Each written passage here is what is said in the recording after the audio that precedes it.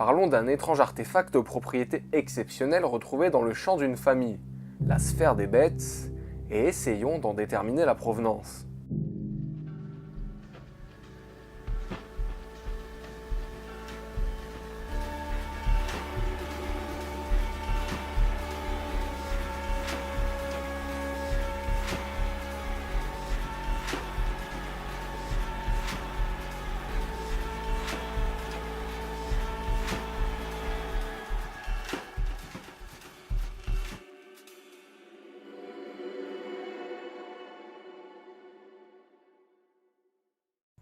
En 1974, la famille Betz habite un grand terrain en Floride, aux États-Unis. Le 27 mars 1974, lorsque l'un de leurs terrains sur leur propriété sur l'île Saint-Georges subit un feu de broussailles, 3 membres de la famille Betz, Antoine, le père, un ingénieur de la marine, Jerry, la mère, et Terry Betz, leur fils, un jeune étudiant en médecine de 21 ans, se rendent sur le lieu pour le maîtriser.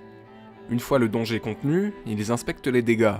C'est alors qu'ils découvrent une énigmatique sphère métallique parfaitement ronde, d'environ 20 cm de diamètre. La sphère pèse 10 kg et elle ne porte pour seul signe distinctif qu'un triangle allongé sur sa surface, d'environ 3 mm.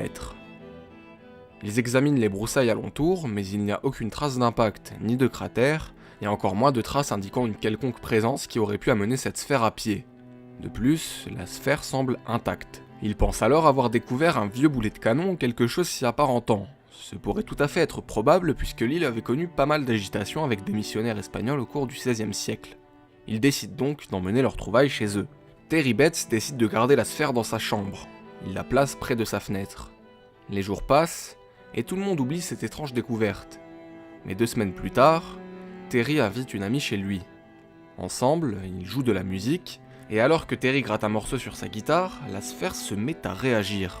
Elle vibre et elle émet un son qui semble répondre aux notes que joue Terry. L'attention se recentre alors sur l'étrange artefact.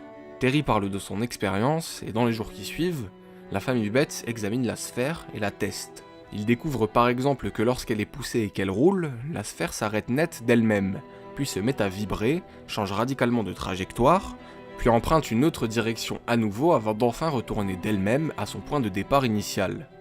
Les déplacements autonomes peuvent parfois s'étaler sur plusieurs minutes. Les Betz placent alors la sphère sur une table pour observer ses mouvements. Elle roule jusqu'au bord de la table et s'arrête d'elle-même avant la chute, puis repart dans une autre direction et répète le même mouvement, et ainsi de suite. La famille incline alors la table pour essayer de la faire tomber, mais la sphère remonte la pente d'elle-même et avec son propre élan, défiant les lois de la gravité. Il ne s'agit pas d'un ingénieux système d'orientation, ni d'un engin contrôlé à distance. La sphère présente apparemment des propriétés physiques hors du commun. Pris d'étonnement, la famille place la sphère dans un sac fermé et maintenu immobile pour éviter qu'elle ne roule par elle-même. Ils décident alors de contacter les médias pour faire part de leur étrange découverte. Le Jacksonville Journal, un journal local, envoie un photographe, Lou Wegner.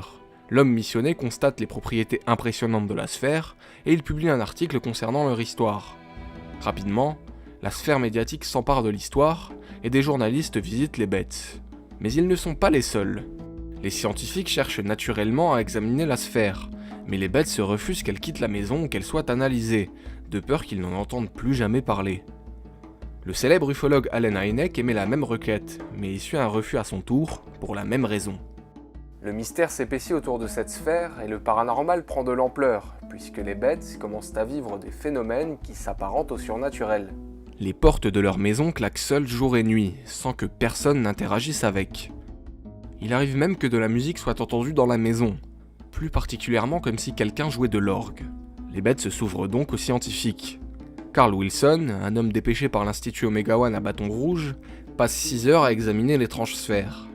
Il conclut que la sphère est dotée d'un puissant champ magnétique, mais qu'elle émet également des effets ou un signal radio. Les Betz décident alors de se tourner vers l'armée américaine. Ils envoient la sphère à la base aérienne de Jacksonville et les US Navy examinent alors la sphère. Ils la passent au rayon X et lui font passer un test métallurgique. Leur premier test au rayon X échoue, car la machine n'est pas assez puissante, mais ils parviennent à l'examiner plus précisément à l'aide d'une machine plus puissante. Après examen, ils constatent les informations énoncées plus tôt. La sphère pèse 10 kg et ne porte pour seul signe distinctif qu'un triangle allongé sur sa surface, d'environ 3 mm. Ils notent aussi que la sphère est en acier inoxydable, un acier très résistant à la chaleur et la corrosion. Mais ce n'est pas tout. Le rayon X leur permet de voir que la sphère contient quelque chose. À l'intérieur de la sphère se trouvent deux objets ronds, entourés par ce qui semble être un halo fait d'un matériau d'une densité inhabituelle.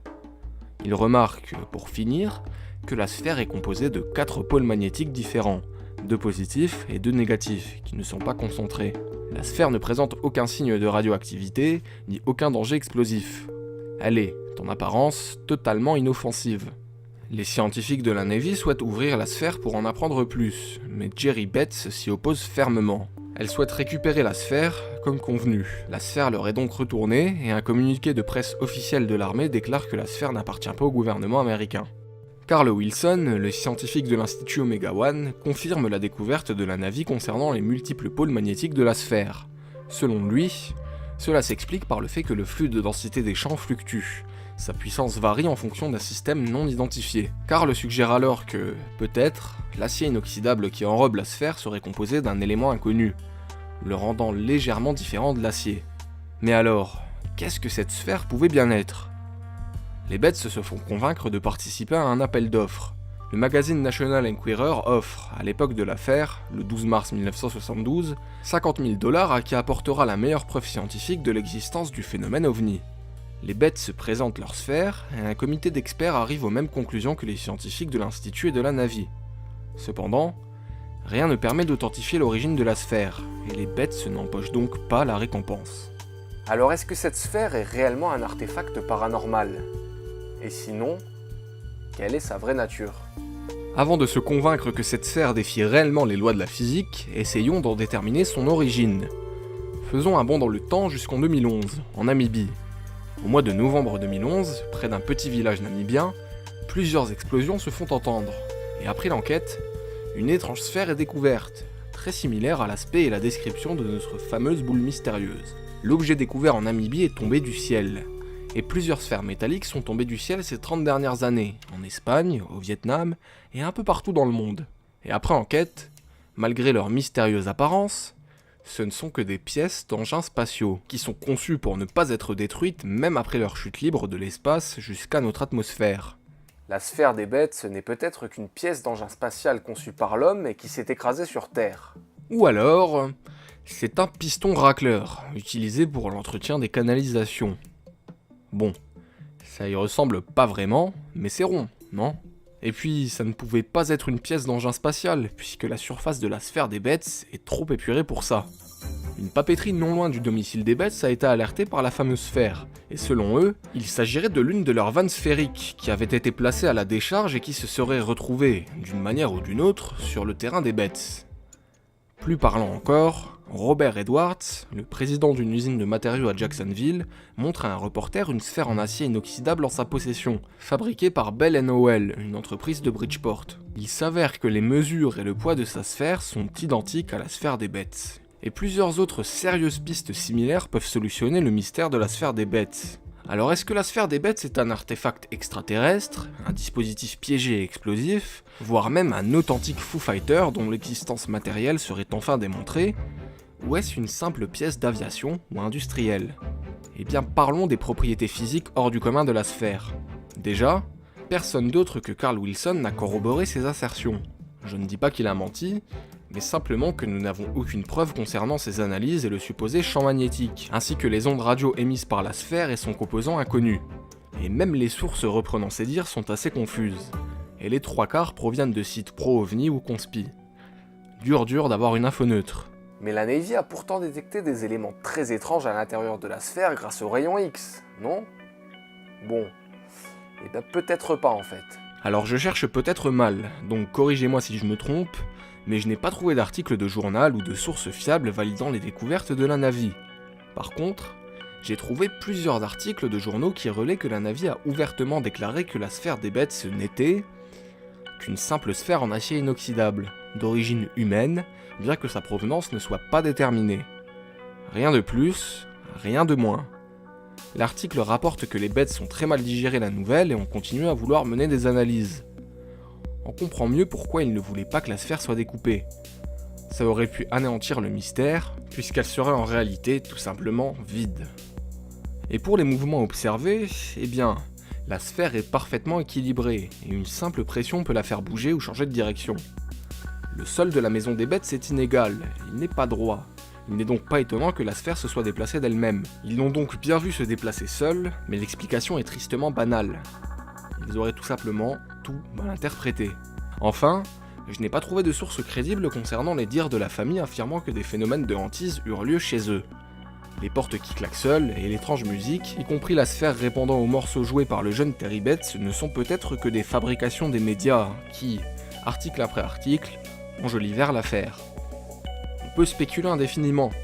L'idéal serait que la sphère de Betts soit à nouveau analysée avec les moyens scientifiques d'aujourd'hui pour mettre un point final à ces étranges histoires.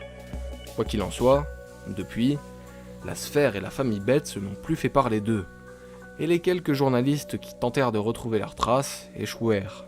Je vous laisse choisir votre propre explication quant à la sphère des bêtes. En tout cas, c'était une sacrée histoire de boule.